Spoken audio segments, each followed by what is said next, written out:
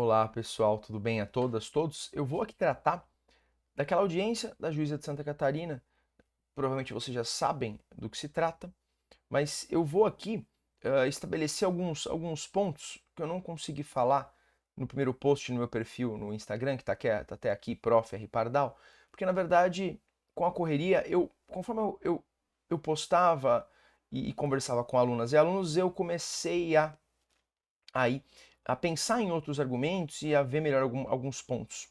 E aqui eu vou expor um vídeo que pretende ser um vídeo definitivo, perdão, e que vai trazer os pontos importantes sobre a discussão, mas de maneira um pouco mais organizada. Primeiro, a audiência, sob diversos aspectos, tá? Ela foi um show de horrores. E aqui eu vou explicar o porquê disso. Primeiro, né? A audiência, ela sequer deveria ter se dado da maneira como foi, com a juíza, falando direto com a criança e etc. Né? Existe uma lei de 2017, que é a Lei 13.431, que é chamada Lei do Depoimento Especial. E essa lei é exatamente para trazer um rito, um procedimento específico para depoimento de criança e adolescente, vítima de crime. Né? Principalmente crime que envolve violência. E no caso, violência sexual, porque ela foi vítima de estupro, essa criança, quando ela tinha 10 anos. E desse estupro que surgiu esse nascituro.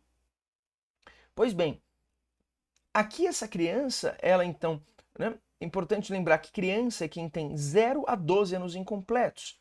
Então, é importante falar isso, porque alguns estão chamando o feto de criança. Juridicamente, isso é um erro crasso, né? Isso é teratológico. O feto não é criança, ele é um nascituro, tá? Ele pode ter, sim, a gente vai falar disso, proteção jurídica em alguns aspectos, mas ele ainda não tem vida, né? Até porque o Código Civil diz que vida se inicia do nascimento, tá? A gente tem a proteção jurídica mesmo da vida a partir do nascimento, mas isso não quer dizer que o nascituro não tenha nenhuma proteção. Ele tem proteção sim, inclusive, já há reconhecimento jurídico de âmbitos de proteção do nascituro. Então, o nascituro não é totalmente desprotegido, até porque o aborto, em regra, é crime no Brasil. Mas a gente vai chegar aí. Bom, então essa lei que ela busca estabelecer o quê? Ela diz que a criança deve receber um tratamento digno, que ela deve ser ouvida, que ela deve expressar os seus desejos e opiniões, a Lei 13.431 de 2017, que ela deve receber assistência qualificada jurídica, psicossocial, ela deve ser resguardada de comportamento inadequado dos demais órgãos. Então, os órgãos devem tomar cuidado para não ter um comportamento inadequado em relação a essa criança. Ela deve ser resguardada e protegida de sofrimento. Ela deve conviver em família e em comunidade. E ela deve ser assistida por um profissional capacitado. Essas são as premissas da lei do artigo 5º da lei. E aí a lei prevê esse depoimento especial. E o que é esse depoimento especial? Nada mais é do que uma oitiva da criança e do adolescente perante a autoridade policial ou judiciária. É um depoimento específico que vai se dar não diretamente pelo juiz ou pela juíza, mas por profissionais especializados. Então você vai ter lá um psicólogo, um assistente social, você vai ter, às vezes, até um psiquiatra, profissionais especializados que vão ouvir o que essa criança e adolescente tem para falar, podem intervir. Então, quem pode intervir no depoimento especial é o profissional especializado, não é a juíza monocraticamente como aconteceu. Na verdade, a juíza simplesmente ignorou essa previsão de depoimento especial. Então, já sob esse ponto, já começa o show de horrores, né? Porque esse depoimento especial visa resguardar e proteger a criança, ela ignorou isso completamente, ela ficou lá, ela própria falando com a criança, fora o tom e o teor do que ela falou, que foi tenebroso, mas a gente não vai chegar nisso agora. Bom, então esse depoimento deveria ter sido feito dessa forma, por profissionais especializados. Bom, e a juíza não pode perguntar nada? A lei prevê que ao final, lá no artigo 12, que ao final o juiz, junto com o Ministério Público, junto com esses especialistas e com o defensor, eles podem realizar perguntas em bloco. Então nem existe a previsão de uma pergunta da juíza. E mesmo assim, essa pergunta em bloco por esses atores do sistema de justiça só vão se dar após o depoimento pelos especialistas, o que não havia lá no local. Outro ponto, outro problema aqui, a criança foi afastada da mãe e colocada em um ambiente de acolhimento, etc. Na verdade, isso se deu em razão de uma cautelar do Ministério Público, que foi ajuizada, para evitar que fosse praticado o aborto. Então, a menina foi retirada da sua família, foi retirada do poder familiar da sua mãe, para que se evitasse a prática do aborto que o Código Penal autoriza. Nós já vamos chegar aí. Mas percebam então que aí também houve o descumprimento absurdo do ECA. Por quê? Porque na verdade, pessoal, o ECA, ele diz em vários momentos que a preferência deve se dar à família natural. Tirar a criança da sua família é só uma medida absolutamente excepcional. Na própria audiência, a mãe manifesta o desejo de ficar com a filha. Então ela foi tirada da mãe, essa criança, né? Sem necessidade. Tudo bem, pessoal? Tá? Ela está em outro local, longe da mãe. A mãe pede para ficar junto com a filha. E mesmo assim ela continua longe da filha, tá? Por uma decisão do Ministério Público e da magistrada. Outro ponto, a juíza chama o fato, em algum momento, ela chama o fato de eutanásia. Isso é muito grave, né? Primeiro que ou a juíza mente quando ela faz isso, diz que, né, que se ela praticasse o aborto seria eutanásia, ou ela comete um erro crasso que demonstra que ela não leu o manual de penal há muito tempo, e o manual básico. Então, ou ela está mentindo, ou ela não leu o manual de penal há muito tempo. E eutanásia nada mais é do que homicídio por relevante valor moral. Isso é eutanásia. Eutanásia é uma prática de homicídio. Não existe eutanásia antes do nascimento. Antes do nascimento nós temos aborto e não homicídio. A propósito, qual é a diferença entre aborto e homicídio? A diferença entre aborto e homicídio, em que momento, melhor dizendo, nós passamos a ter aborto, ou melhor, passamos a ter homicídio e não temos aborto? Com o início do trabalho de parto ou rompimento do saco amniótico. Começou o trabalho de parto, aí não é mais aborto, aí é homicídio, e aí eu posso ter eutanásia, que é uma espécie de homicídio. Mas confundir aborto com eutanásia é confundir aborto com homicídio. Isso é um erro grave que um aluno do segundo ano de faculdade não pode cometer, e a juíza cometeu. Eu espero que tenha sido erro, porque imaginar que ela mentiu seria muito pior, seria muito desagradável, né? Pois bem, aqui outro ponto interessante também que a gente percebe pelo diálogo é que se quer incutir na criança a ideia de que ela vai assassinar, de que ela é uma criminosa se ela praticar o aborto. Então existe uma inversão de valores aí que trata a vítima como culpada, a vítima como criminosa. Detalhe, toda essa argumentação direcionada a uma criança de 11 anos. Né? É o que a gente chama na vitimologia de vitimização secundária. É o momento em que a vítima novamente é vitimizada pelo sistema de justiça, e foi exatamente o que aconteceu ali. O simples fato dela ter que narrar o fato já é um processo de vitimização secundária. Lá esse processo foi levado à última instância, porque essa vítima, ela foi submetida a uma certa chantagem pela juíza, no sentido de que a menina seria cruel se matasse aquele ser que estava dentro dela. Né? E aí surge alguma pergunta, a pergunta que alguns fazem, né? Bom, mas e a dignidade da criança que está no útero? Bom, primeiro ponto, essa frase que eu ouvi de alguém, de um perfil lá, né? De um perfil, não sei porque, muito engraçado, muitas dessas pessoas que mandam mensagens às vezes grosseiras ou elas não mostram nem o rosto em rede social, acho interessante isso, né? Geralmente a galera do ódio tem um pouco de medo de se mostrar, eu acho que talvez é mais fácil você mostrar o ódio ou ser agressivo quando você não mostra o seu rosto, né? Não sei se é um sinal de covardia, mas enfim. Então, a dignidade da criança, alguns perguntam, né? E a dignidade da criança que está no útero? Bom, aí já tem um problema conceitual. Nascituro não é criança, né? Criança é de 0, ou seja, já nasceu, até 12 anos incompletos pela legislação. Então, o nascituro, ele tem uma proteção jurídica? Tem, ele tem proteção jurídica. Tanto é que o aborto, em regra, é crime.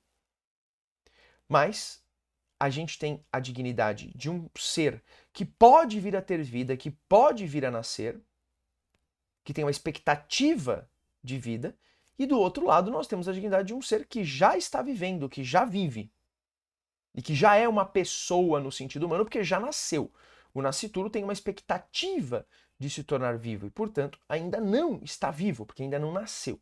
Então, a discussão aqui, a ponderação que nós temos é entre a dignidade de alguém que ainda não tem vida, no sentido de vida extra-uterina, e a dignidade de alguém que já tem vida e que já tem alguma noção do que está acontecendo e que também está sendo violado. Tá? Além do mais, é importante lembrar que essa proteção à criança tem que se dar de modo absoluto, de modo integral. Isso é o que está na legislação. né? E que decorre da própria Constituição Federal. Bom, alguns diriam, mas não deve haver a possibilidade, não deveria haver essa possibilidade de aborto? Não deveria existir essa possibilidade de aborto? Bom, a democracia pressupõe debate, e esse debate pode se dar, ele é saudável, ele até já se deu numa audiência pública no Supremo, mas o importante é lembrar que nós estamos há mais ou menos uns 130 anos num Estado laico, o que significa que dogmas religiosos não podem se impor e não podem impor políticas públicas. Questão de aborto, antes de tudo, é uma questão de política pública, de política de saúde pública. Eu não posso permitir que um dogma religioso imponha para todas e todos qual tem que ser a política pública relacionada ao aborto. Primeiro, porque nós vivemos um Estado laico há 130 anos. Você pode adotar a religião que você quiser, ou pode não adotar nenhuma, é um direito seu também ser ateu. Mas o Estado não pode impor, a partir de um dogma religioso específico, um modo de vida que vai se aplicar a todas as pessoas. Isso é autoritário. Até porque eu tenho o direito de não ser cristão, de não ser católico, ou de nem ser religioso. Então eu tenho o direito de não ter a minha vida regida por um modo de vida imposto por um número específico de pessoas, ainda que ela seja a maioria. A minoria tem que ter os seus direitos minimamente respeitados, inclusive o direito de não seguir uma religião específica. Tá? Então esse argumento pautado num dogma religioso, ele é autoritário, porque ele desconsidera outros dogmas religiosos que podem ser diferentes e que também merecem ser respeitados. E outra, não se está aqui impondo o aborto quando se trata de uma previsão do Código Penal, do artigo 128, que é a previsão. Não, se está aqui apenas defendendo a liberdade de que uma vítima de estupro possa realizar o aborto caso queira. Então, se eventualmente você, que tem uma religião que te impede de realizar o aborto, for vítima de estupro, você tem todo o direito de cultivar aquela vida e de ter aquele filho. Você não está obrigada a praticar o aborto. O que a legislação faz é permitir que alguém pratique o aborto sem ser criminalizado. Tá? Então se está, na verdade, tutelando a liberdade da pessoa de decidir se ela quer ou não cultivar aquele produto da violência que está dentro do corpo dela. Pois bem, e aí alguns perguntam, mas o que vale mais, a dignidade do feto ou o Código Penal? Como eu disse, em relação à dignidade do nascituro, eu já falei do aspecto sobre a dignidade. Mas o ponto importante também é que esse dispositivo do Código Penal, que é um dispositivo, não é um dispositivo progressista, não é um dispositivo para frente, né? É um dispositivo de 1940, de um código que foi pensado na década de 1930. Então, ele não é moderno esse dispositivo, ele não é progressista. Pelo contrário, né? O nosso código, em regra, proíbe o aborto. Ele permite em situações muito pontuais. Quais? Se não há outro meio de salvar a vida da gestante e na hipótese de estupro. Então, a gente, na verdade, quando a gente discute isso, a gente está discutindo algo que já foi discutido há mais ou menos uns 100 anos. A gente está voltando nessa discussão. A democracia até permite isso, mas é o que eu falo, a gente tem que ter um mínimo de serenidade de pensar até que ponto que existe um argumento não religioso que justifica isso, né? Claro que não é tão simples assim racionalizar argumentos. O aspecto religioso acaba interferindo em nós ainda que a gente não perceba. Mas a gente tem que saber que esse dispositivo não é um argumento progressista, não é um dispositivo progressista nem nada disso, ele é de 1940. Ele entrou em vigor em 1940, ou seja, ele foi pensado em 1920, 1930, tá? Bom, agora, e o Supremo Tribunal Federal disse, em nenhum momento disse que ele não foi recepcionado pela Constituição. Então, trata-se de um dispositivo vigente, válido e eficaz, e que traz uma autorização para o aborto. Ele permite que se realize o aborto. A doutrina diz tranquila, isso é pacífico na doutrina. Não se exige autorização judicial para que esse aborto se dê. No caso da menina de 11 anos, a mãe autorizou. Isso foi parar no judiciário porque o médico não quis realizar o aborto. E não quis realizar baseado no quê? Numa recomendação, percebam o nome, recomendação, portanto não vincula, do Ministério da Saúde, do governo atual, que diz que o recomendável é que se faça até 20 semanas. É uma recomendação. Mas essa recomendação não pode se sobrepor a uma permissão que está no Código Penal, que materialmente foi recebido como uma lei ordinária, portanto é lei, a recomendação não é lei, é um ato administrativo, ela não pode estar acima do Código Penal, e o Código Penal não estabelece uma limitação de semanas. Portanto, o aborto pode se dar a qualquer momento. Então essa recomendação não pode afastar uma norma penal que diminui a punição, que exclui a ilicitude. É uma norma que amplia a liberdade do cidadão frente ao Estado. Porque não é uma norma que pune, é uma norma que afasta a punição. Normas que reduzem a punição, que aumentam a liberdade do cidadão frente ao Estado, têm que ser interpretadas de maneira ampla e não restringidas. Então nós estamos falando aqui de um ato administrativo que tem que ser observado como tal, como uma recomendação, mas não como forma de revogar ou limitar a aplicação de uma norma permissiva, de uma norma que amplia a liberdade do cidadão frente ao Estado. Então essa hermenêutica é bastante importante de ser falada. Pois bem, essa previsão do Código Penal aqui, que é o chamado, né, aborto ético, humanitário, sentimental ou piedoso, que existe desde 1940, uma excludente de ilicitude, ou seja, o legislador está dizendo, nesta hipótese o aborto é permitido, é uma hipótese de aborto legal. Por que aborto legal? Porque alguma pessoa, isso não é aborto legal. É, pessoal, isso é na doutrina, tá? Abre um livro de penal, estuda um pouco, ao invés de falar besteira em rede social, né? Agora vão aparecer vários especialistas em direito penal, provavelmente, né? Que nunca abriram uma doutrina. Mas é por isso que eu tô aqui, para tentar explicar alguma coisa, porque eu sou professor de direito penal há 15 anos, então eu estudo isso. Bom, a gente tem no Código Penal uma hipótese excludente de ilicitude. O Código está dizendo, é permitido o aborto nessa hipótese, não precisa de autorização judicial. Toda a doutrina diz isso. Né? Se você pegar Mayrink, Nelson Gria, Magalhães, Noronha, Bittencourt, Rogério Greco, André Stefan, toda a doutrina vai dizer, não se exige autorização judicial. Nesse caso, chegou-se até a juíza porque o médico tinha se recusado a realizar o procedimento. Então o que a juíza teria que fazer é cumprir a lei. Dizer, olha, o Código Penal autoriza, a norma está em vigor, realize o aborto da forma mais segura possível. Ponto. Né? É isso que ela teria que ter feito. Ela não teria que ter tentado convencer a criança a não realizar um direito que a norma permite que ela realize desde 1940. Tá? Bom, e o que a doutrina diz sobre isso? Eu peguei aqui dois autores, que são os mais antigos. Então são autores bem tradicionais, que têm manuais de direito penal conhecidos. Então não estou nem pegando autor moderno, progressista, não. Pegando Magalhães Noronha e Nelson Hungria. Né, obras aí de 30 anos no mínimo. Nelson Hungria, esse livro dele que eu peguei é de 1956, mais ou menos. O que Magalhães Noronha dizia? Não é humano impor à mulher trazer nas entranhas um ser gerado pela violência, que somente lhe recorda o momento de pavor que viveu. Essa é a posição de Magalhães Noronha. Nelson Hungria, chamado de príncipe dos penalistas, né? Segundo muitos, o maior penalista do Brasil. O que ele diz? Numa obra de 1950, 1960, tá? Ele diz, nada justifique que se obrigue a mulher estuprada a aceitar uma maternidade odiosa, que devida a um ser que lhe recordará perpetuamente o horrível episódio da violência sofrida. E ainda ele cita Binding, alemão, dizendo seria profundamente iníqua a exigência do direito de que a mulher suporte o fruto de sua involuntária desonra. Tá? Munhoz Conde também trata, deixa bem claro, um professor espanhol, também um professor muito conhecido na Espanha, também um dos grandes mestres de direito penal espanhol, dizendo que essa ideia que quer proibir o aborto em todas as possibilidades, em todas as hipóteses, nada mais é que uma posição radical, isso Munhoz Conde diz, não eu, derivada de dogmas católicos que consideram que a tutela ao nascituro deve estar acima de qualquer outro direito. Qual o problema dessa posição?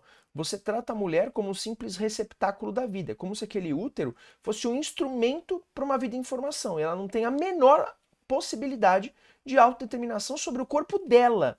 Quando eu digo que não pode haver aborto nessa hipótese, eu estou dizendo, ainda mais com relação a uma criança de 11 anos, eu estou dizendo que eu, com base na minha crença, que provavelmente é de fundo religioso, tenho o direito de decidir sobre o corpo de outra pessoa.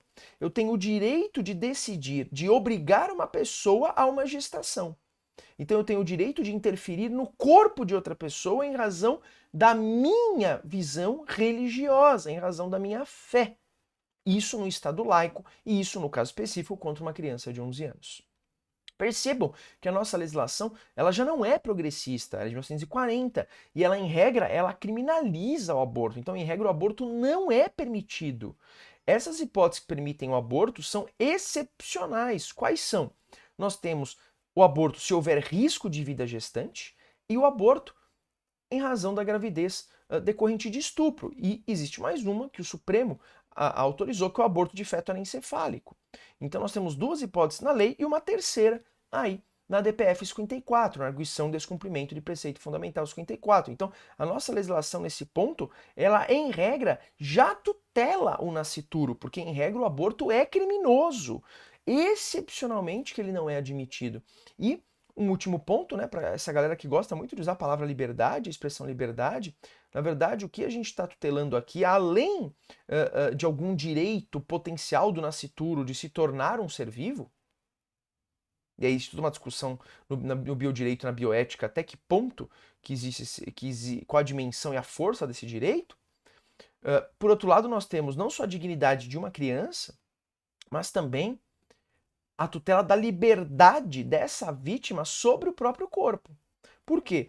Quando o Código Penal diz que ela pode realizar esse aborto sem ser punida por ato infracional, ou no caso nem punida por ato infracional, porque é uma criança, nem adolescente, ela nem vai receber medida, né, socioeducativa, mas e que a mãe também não vai ser punida, nem o médico, na verdade o que se está tutelando aqui é exatamente a liberdade da vítima de estupro de decidir sobre o seu próprio corpo. Quando eu digo que essa excludente não deveria existir, eu estou dizendo que a vítima de estupro não tem mais liberdade para decidir sobre o próprio corpo, com base na minha fé. Eu estou dizendo que a minha fé pode obrigá-la a levar no corpo dela uma gestação. Então eu estou com base na minha fé, que não é a que vincula o Estado atual, porque o Estado é laico, e que não é a única, impor para todas e todos como elas devem levar uma gestação. Me parece um argumento bastante autoritário. Tá? Então, esses foram os apontamentos que eu queria fazer. A ideia é fazer uma análise mais profunda, né, para vocês. E é isso, eu vou postar esse vídeo, espero que gostem, pessoal. Sigam aqui no canal, é importante que vocês sigam, e também no Instagram, Prof. R. Pardal. Tchau, tchau.